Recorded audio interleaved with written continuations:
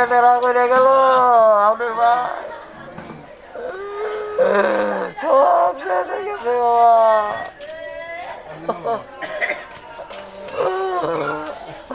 আমার ভাই। দুবাইতে গত ৭ জুলাই সকালে এক মর্মান্তিক সড়ক দুর্ঘটনায় নবাবগঞ্জের ৫ যুবক মারা গেছেন।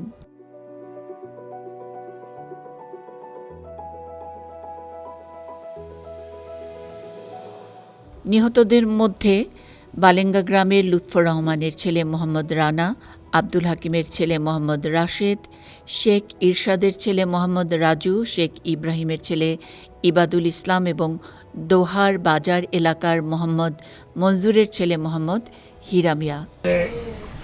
রানার গাড়ি অ্যাক্সিডেন্ট করছে। তারপরে এই ৫ জন একই জায়গায় একসাথে কাজ করত।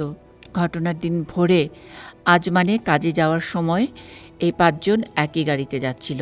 তাদের গাড়িটি একটি দাঁড়িয়ে থাকা তেলের লরির সাথে ধাক্কা খায় এবং মুহূর্তের মধ্যে বিস্ফোরণ ঘটে।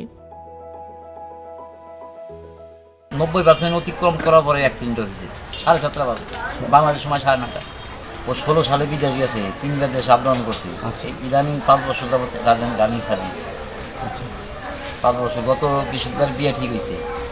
দুবাইতে বসবাসকারী নবাবগঞ্জ দোহার এলাকার অন্য প্রবাসীরা নিহতদের পরিবারকে এই মর্মান্তিক দুর্ঘটনার কথা নিশ্চিত করেছে।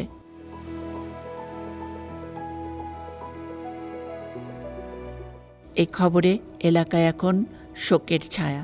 নিহতদের পরিজনরা খবর নিয়ে জানতে পেরেছেন যে দুবাই কর্তৃপক্ষ নিহতদের ব্যবহৃত জিনিস থেকে ডিএনএ সংগ্রহ করে মৃতদেহের সাথে ম্যাচ করিয়ে তারপর মৃতদেহ দেশে পাঠানোর ব্যবস্থা করছে।